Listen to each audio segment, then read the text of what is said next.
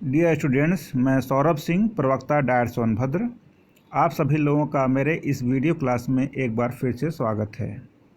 Dear students, मैंने पिछली video class में आपके विज्ञान पाठ्यक्रम के अध्याय प्रकाश संश्लेषण यानी कि फोटोसिंथेसिस के अंतर्गत प्रकाश संश्लेषण क्या होता है, यह कहाँ पे होता है यानी कि पौधे के किस भाग की कोशिकाओं में होता है, और इससे संबंधित वर्णकों यानी कि पिगमेंट्स के बारे में चर्चा की थी। डियर स्टूडेंट्स, आज की इस वीडियो क्लास में मैं प्रकाश संश्लेषण की क्रिया विधि यानी कि मैकेनिज्म ऑफ फोटोसिंथेसिस टॉपिक पर चर्चा करूंगा।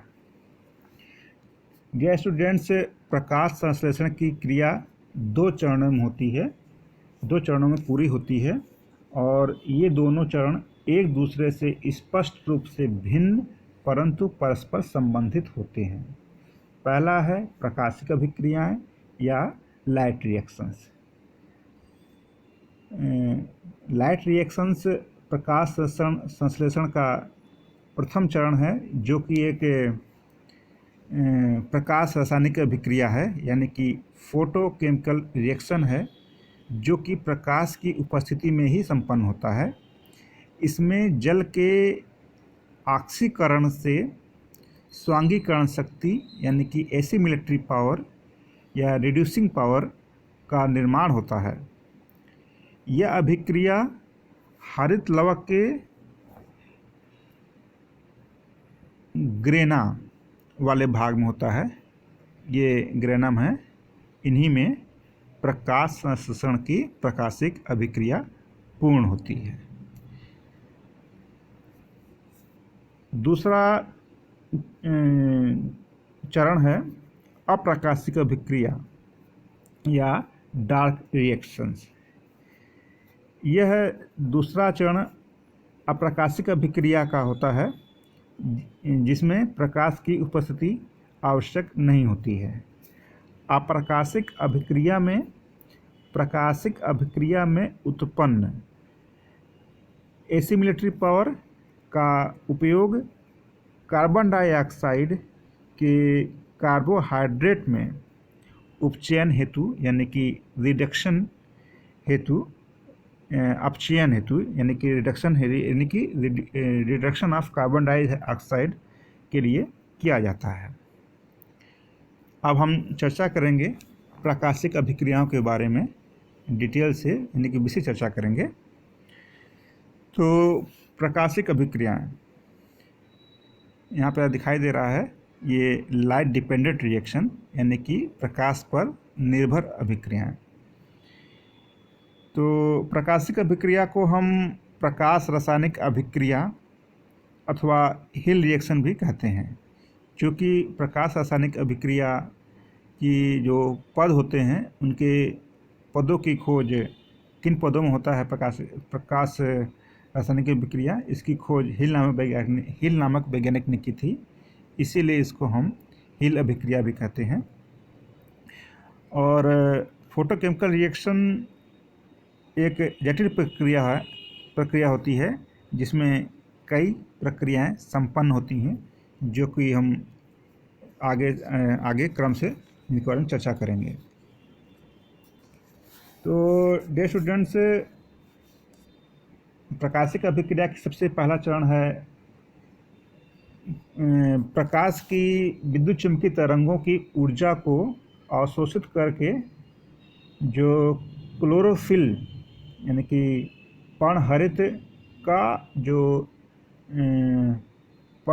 अणु जो होता है, क्लोरोफिल का जो मॉलिक्यूल होता है, वो कुछ समय के लिए उत्तेजित यानी कि एक्साइटेड स्टेट में आ जाता है।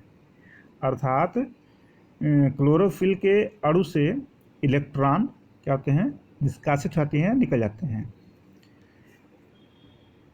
दूसरा चरण है क्लोरोफिल द्वारा अवशोषित ऊर्जा का उपयोग जल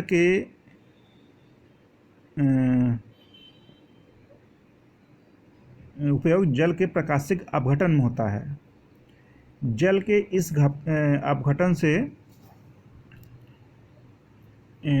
इस अपघटन से ऑक्सीजन अणु का निष्कासन होता है तथा H+ आयन उत्पन्न होते हैं। आप यहाँ देख रहे हैं कि सूर्य के प्रकाश फोटान के रूप में ग्रेना के थैलेकॉइड की मेम्ब्रेन पे पड़ रहा है। इसके फलस्वरूप थैलेकॉइड में जो क्लोरोफिल मॉलिक्यूल हैं वो एक्साइटेड अवस्था में आते हैं और क्लोरोफिल की जो ये ऊर्जा होती है ये काम आती है ये जल का अणु है इसको प्रकाशिक अपघटन में, जिसके फलस्वरूप ऑक्सीजन क्या होती है वो निर्मुक्त होती है तथा इसके फलस्वरूप इलेक्ट्रॉन और H+ आयंस का उत्पन्न होते हैं। फिर दूसरा चरण है प्रकाशिक अभिक्रिया का NADPH+H+ का निर्माण। जो ग्रेनम की जो थैलेकॉइड्स होते हैं उनकी झिल्लियों की स्ट्रोमा की सतह की ओर इस अणु का निर्माण होता है। यानी कि हमारा कहने का मतलब ये है कि ये जो NADPH है ये क्या होता है, थैलेकॉइड मेम्ब्रेन का सतह जो स्ट्रोमा की तरफ होता है उस पे क्या होता है NADPH+H+ का निर्माण होता है। जल के प्रकाशिक अपघटन से मुक्त होने वाली H+ आयन NADP को अपचयित करके NADPH+H+ का निर्माण करता है। जल के दो अणुओं के प्रकाशिक अपघटन से प्राप्त 4H+ आयन से 2 NADPH+H+ का निर्माण होता है जो कार्बन डाइऑक्साइड के एक अणु के अपचयन के लिए आवश्यक होते हैं। और प्रकाशिक अभिक्रिया का अगला चरण है प्रकाशिक फास्फोरिलीकरण यानी कि फोटोफॉस्फोरिलेशन। प्रकाश ऊर्जा से उत्तेजित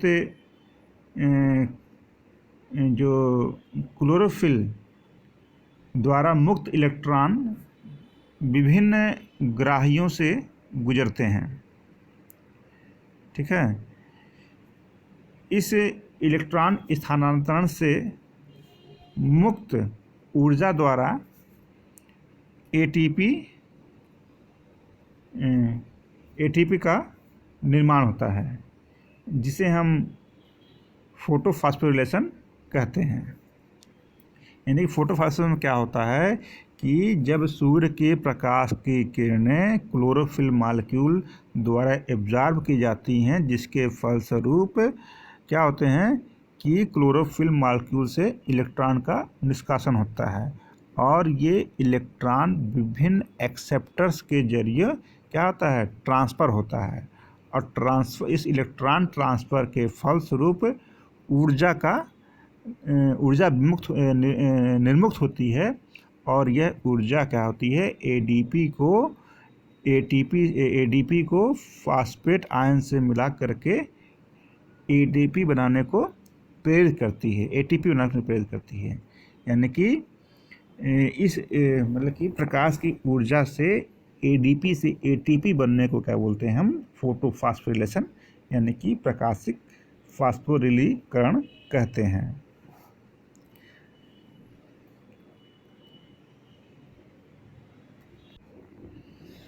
तो इस प्रकार से हम यह देखते हैं कि प्रकाश संश्लेषण की जो प्रथम चरण होती है यानी कि लाइट रिएक्शन या हिल रिएक्शन जो कि फोटोकेमिकल रिएक्शन है, इस प्रक्रिया के फलस्वरूप सूर्य के प्रकाश के ऊर्जा की उपस्थिति में जल के अणु का प्रकाशिक विघटन होता है जिसके फलस्वरूप प्रकाशिक विघटन होता है तथा क्लोरोफिल के मॉलिक्यूल क्या करते हैं वो इलेक्ट्रॉन निकालते हैं। जल के फोटोलिटिक विघटन के फलस्वरूप H+ आयन उत्पन्न होते हैं, जो कि NADP से मिलकर के NADPH+H+ का निर्माण करता है, जिसका उपयोग किया जाता है डार्क रिएक्शन में कार्बन डाइऑक्साइड के रिडक्शन हेतु। और जो क्लोरोफिल के मॉलिक्यूल से जो इलेक्ट्रॉन उत्तेजना कारण उत्पन्न हुए थे, वे विभिन्न एक्सेप्टरों के थ्रू गुजर करके अपनी ऊर्जा का निष्कासन करते हैं और उस ऊर्जा की सहायता से ATP यानी कि एडिनोसिन ट्राइफॉस्फेट के उच्च ऊर्जा युक्त अणु का निर्माण होता है। साथ ही साथ बाय प्रोडक्ट यानी कि सह उत्पाद के रूप में ऑक्सीजन निर्मुक्त होती है। तो ये हो गई हमारी फोटो केमिकल रिएक्शन या लाइट रिएक्शन। अब हम चर्चा करेंगे डार्क रिएक्शंस यानी कि अप्रकाशिक अभिक्रियाएं। इसको हम ब्लैक मैन रिएक्शंस भी कहते हैं। तो इस अभिक्रिया की हम बात कर रहे हैं डार्क रिएक्शन यानी कि अप्रकाशिक अभिक्रियाएं। अप्रकाशिक अभिक्रिया की खोज ब्लैक मैन नामक वैज्ञानिक द्वारा की गई थी, परंतु इसके सभी जैव रासायनिक अभिक्रियाओं यानी कि बायोकेमिकल रिएक्शंस का अध्ययन केल्विन एवं अन्य साथियों द्वारा किया गया था। इसीलिए इसको हम क्या बोलते हैं, ब्लैक मैन रिएक्शन कहते हैं, ब्लैक मैन रिएक्शंस कहते हैं, क्योंकि इसकी खोज ब्लैक मैन ने की थी। पर एक बात ध्यान रखने की है कि अप्रकाशिक अभिक्रियाओं की जो चरण होते हैं, स्टेप्स होते हैं, इसकी खोज की थी केल्विन एवं बेंसन वैज्ञानिकों ने। प्रकाश संश्लेषण की यह जो अप्रकाशिक अभिक्रिया होती है, यह क्लोरोप्लास्ट के स्ट्रोमा में होता है। यहाँ पे आप दिखाई दे रहा है, ये क्लोरोप्लास्ट के स्ट्रोमा में होता है। और लाइट रिएक्शन कहती है गैना में हुई थी, और ये डार्क रिएक्शन कहती है स्ट्रोमा में होती है। जो स्ट्रोमा है ग्रे कलर दिखाई दे रहा है, स्ट्रोमा में होती है, स्ट्रोमा में संपन्न होती है। इसके लिए प्रकाश की आवश्यकता नहीं होती है। इस प्रक्रिया में वायुमंडल से अवशोषित कार्बन डाइऑक्साइड का अपचयन, जिसे हम स्थिरीकरण या फिक्सेशन भी कहते हैं, उसका फिक्सेशन कार्बोहाइड्रेट में होता है। इसलिए अप्रकाशिक अभिक्रिया को हम कार्बन स्थिरीकरण अभिक्रिया भी कहते हैं।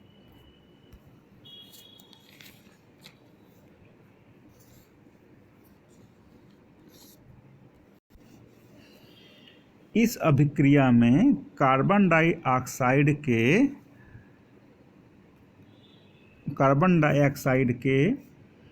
अपचयन हेतु आवश्यक ऊर्जा प्रकाशिक अभिक्रिया में निर्मित ATP और NADPH+ आयन से प्राप्त होती है। विभिन्न प्रकार के हरे पौधे कार्बन डाइऑक्साइड की स्थिरीकरण यानी कि रिडक्शन की क्रिया 3 विधियों द्वारा करते हैं। पहला है C3 साइकिल या केल्विन बेंसन साइकिल। यह है C3 साइकिल या केल्विन बेंसन साइकिल। दूसरा है H-स्लैक साइकिल या C4 साइकिल। और तीसरा है क्रेसुलेशियन अम्ल उपापचय चक्र या क्रेसुलेशियन एसिड मेटाबॉलिज्म यानी कि काम चक्र। और इसी आधार पे पौधों को हम क्लासिफाई करते हैं C3 plant, C4 plant and काम प्लांट्स। तो सबसे पहले हम चर्चा करते हैं C3 प्लांट्स यानी कि केल्विन बेंसन चक्र। इस चक्र में कार्बन डाइऑक्साइड से कार्बोहाइड्रेट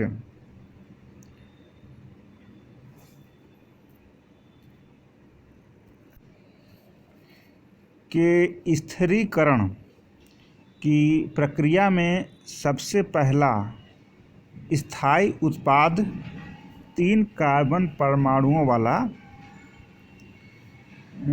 3-फॉस्फोग्लिसरिक एसिड यानी कि PGA बनता है। इसलिए इसे हम C3 साइकिल कहते हैं।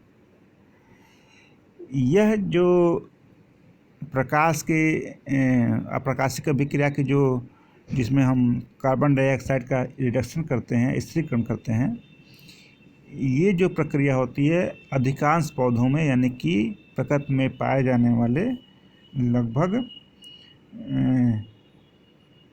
85% प्रजातियों में ये C3 साइकिल पाई जाती है। जैसे कि धान, गेहूँ, विभिन्न प्रकार के वृक्ष, सेम, ये सब पौधे कहते हैं। Most of the plants of this nature utilise C3 cycle for reduction of carbon dioxide. इसके बाद हम चर्चा करेंगे C4 प्लांट्स के बारे में। मक्का, गन्ना, हम चर्चा करें C4 प्लांट्स के बारे में। मक्का, गन्ना, बाजरा पौधों की पत्तियों में अप्राकाशिक अभिक्रिया के दौरान C3 साइकिल के अनुरूप प्रथम स्थायी यौगिक क्या होता है? 3 कार्बन कंपाउंड फॉस्फोग्लिसरिक एसिड न होकर के 4 कार्बन युक्त ऑक्सैलोएस्टिक एसिड बनता है। चूँकि प्रथम स्थायी यौगिक 4 कार्बन युक्त है, इसलिए इस चक्र को हम बोलते हैं क्या? C4 साइकिल बोलते हैं। और इस चक्र के पदों की खोज हैच और स्लेक ने की थी, इसलिए इसे हम हैच स्लेक चक्र भी कहते हैं। ये है हैच स्लेक साइकिल होती है, ये भी कहते हैं। यह कुछ एक बीजपत्री पौधों जैसे कि मक्का, बाजरा और गन्ने के अतिरिक्त कुछ ये द्विबीजपत्री पादपों जैसे अमरैंथस, जिसे हम चौलाई कहते हैं, और यूफोर्बिया एवं अन्य पौधों में पाया जाता है। यानी कि इन पौधों में कार्बन स्थिरीकरण की प्रक्रिया के दौरान सबसे पहला स्थायी उत्पाद होता है क्या? 4 कार्बन कंपाउंड वाला ऑक्सैलोएस्टिक एसिड। और वे पौधे जिनमें कार्बन के स्थिरीकरण हेतु C चक्र पाया जाता है, उन्हें हम C4 चक्र पाया जाता है, उन्हें हम C4 प्लांट्स भी बोलते हैं। C4 पौधों की कुछ संरचनात्मक विशेषता होती है, यानी कि एनाटॉमिकल स्पेशलिटी होती है, जो कि निम्न प्रकार से है। C4 पौधों की पत्तियों में 2 प्रकार की फोटोसिंथेटिक कोशिकाएं पाई जाती हैं। यानी कि 2 प्रकार की फोटोसिंथेटिक कोशिकाएं, जैसे कि हम जानते हैं कि सामान्य पौधों में फोटोसिंथेटिक सेल्स कौन सी होती हैं? पर्णमध्योतक कोशिकाएं होती हैं, यानी कि मेसोफिल सेल्स होती हैं। इनमें क्या होती हैं? 2 प्रकार की फोटोसिंथेटिक कोशिकाएं होती हैं, जो हैं मेसोफिल सेल्स या मेसोफिल पर्णमध्योतक कोशिकाएं, या बंडल शीथ कोशिकाएं, या bundle sheath sales. Bundle sheath में संवहन पुल के, ये देखिए संवहन पुल है, ये इसके चारों ओर 1 या 2 स्तरों में माला रूपी स्वरूप में व्यवस्था होती है। कोशिकाओं की व्यवस्था होती है। और जर्मन भाषा में चूँकि माला को हम क्रेंच कहते हैं, अतः पत्तियों की इस शारीरिकी को यानी कि एनाटॉमी को हम क्रेंच शारीरिकी या क्रेंच एनाटॉमी कहते हैं। C4 पौधों में जो प्रकाशिक अभिक्रिया होती है वो पौधों के मेसोफिल कोशिकाओं में होता है, तथा अप्रकाशिक अभिक्रिया यानी कि कार्बन डाइऑक्साइड का स्थिरीकरण या रिडक्शन ये क्या होता है, बंडल शीथ की कोशिकाओं में होता है। तो ये हो गई C4 cycle and C4 plants. अब हम चर्चा करेंगे C4 यानी कि काम साइकिल यानी कि क्रेसुलेशियन एसिड मेटाबॉलिज्म। जो क्रेसुलेशियन अम्ल उपापचय यानी कि काम साइकिल सामान्यतः मांसल एवं शुष्क वातावरण में पाए जाने वाले पौधों में मिलती है। यह है काम साइकिल, और वे पौधे जिनमें काम साइकिल पाई जाती है उन्हें हम काम प्लांट्स बोलते हैं। इन पौधों की पत्तियां मोटी, मांसल एवं गूदेदार होती हैं तथा इनके रंध्र रात्रि के समय खुलते हैं एवं दिन में बंद रहते हैं। यानी कि इनके स्टोमेटा क्या होते हैं, रात को खुलते हैं, क्योंकि रात में क्या होता है, सूर्य का प्रकाश नहीं होता है, जिसकी वजह से क्या होता है कि ये इनके शरीर से जल का वाष्पीकरण नहीं हो पाता है। मतलब कुल मिला जुला करके इनकी ये व्यवस्था है कि शरीर से पानी की वाष्पोत्सर्जन कम से कम किया जाए, क्योंकि ये पौधे कहाँ उगते हैं, जीरोफिटिक कंडीशन में उगते हैं। इन पौधों में रात के समय पत्तियां क्या करती हैं, कार्बन डाइऑक्साइड का अवशोषण करती हैं, और इनके मीजोफिल यानी कि पर्णमध्योतकी कोशिकाओं में उपस्थित जो पीईपी फास्फोइनॉल पायरुविक एसिड ये कार्बन डाइऑक्साइड को ग्रहण करके 4 कार्बन युक्त यौगिक ऑक्सैलोएस्टिक एसिड यानी कि ऑक्सैलोएस्टिक अम्ल का निर्माण करता है। और ऑक्सैलो जो एस्टिक एसिड होता है यह मैलिक अम्ल में क्या होता है, बाद में परिवर्तित हो जाता है। दिन के समय क्या होता है, दिन के समय यह है, दिन के समय मैलिक अम्ल का डीकार्बोक्सिलीकरण होता है, यानी कि डीकार्बोक्सिलेशन होता है, यानी कि ऑक्सैलोएस्टिक अम्ल से कार्बन डाइऑक्साइड मुक्त हो जाता है, जो कि हरित लवक में यानी क्लोरोप्लास्ट के स्ट्रोमा में विस्तृत हो जाता है, और काल्विन साइकिल के माध्यम से क्या करता है, कार्बोहाइड्रेट के रूप में अपचयित हो जाता है। और जो काम चक्र की यानी कि काम साइकिल की जो महत्वपूर्ण विशेषता यही है कि इसमें कार्बन डाइऑक्साइड का स्थिरीकरण की प्रक्रिया रात में होती है, तथा कार्बन डाइऑक्साइड का अपचयन एवं शर्करा निर्माण की प्रक्रिया दिन में एक ही कोशिका में होती है। और इस उपापचयी अभिक्रिया का सर्वप्रथम अध्ययन क्रेसुलेसी फैमिली के पौधों पर किया गया था, इसलिए इसे हम क्या बोलते हैं, क्रेसुलेशियन अम्ल उपापचय कहते हैं। कुछ क्रेसुलेशियन एसिड मेटाबॉलिज्म पौधों के उदाहरण हैं, यानी कि काम प्लांट्स के उदाहरण हैं अनानास, नागफनी, अगेव, यक्का, क्रेसुला इत्यादि। तो इस प्रकार से हमने आज चर्चा की प्रकाश संश्लेषण की क्रियाविधि, जिसमें हमने जाना कि प्रकाश संश्लेषण 2 चरणों में होता है। पहला चरण है प्रकाशिकी प्रक्रियाएं, जिसके फलस्वरूप प्रकाश की उपार्जा की उपस्थिति में क्लोरोफिल का मॉलिक्यूल एक्साइट होकर के इलेक्ट्रॉन उत्पन्न करता है। इलेक्ट्रॉन विभिन्न एक्सेप्टरों के थ्रू गुजर करके ऊर्जा निर्मुक्त करता है और ऊर्जा से एटीपी का निर्माण होता है, और उसी प्रकाश ऊर्जा की सहायता से जल के अणु का विखंडन होता है, प्रकाशीय विखंडन होता है, जिसके फलस्वरूप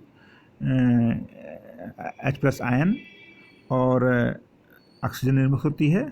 H+ आयन NADPH से मिलकर के क्या करता है, NADPH प्लस H+ का निर्माण करता है, जो कि एक रिड्यूसिंग एजेंट है, रिड्यूसिंग पावर है, जिसका उपयोग प्रकाश की दूसरी चरण यानी कि डार्क रिएक्शंस यानी कि अप्रकाशिक अभिक्रियाओं में उपयोग करके कार्बन डाइऑक्साइड का स्थिरीकरण होता है, यानी कि कार्बन डाइऑक्साइड फिक्स होकर के या रिड्यूस होकर के कार्बोहाइड्रेट का निर्माण करती है। और विभिन्न पौधे विभिन्न तरीक़ों से कार्बन डाइऑक्साइड का अपचयन करते हैं। इसके आधार पर जो पौधे होते हैं वो C3 प्लांट्स होते हैं, C2 C4 प्लांट्स होते हैं और काम प्लांट्स होते हैं। तो इस प्रकार से आज हमने क्लोरोप्लास्ट यानी कि फोटोसिंथेसिस टॉपिक को ख़त्म किया। Okay, thank you.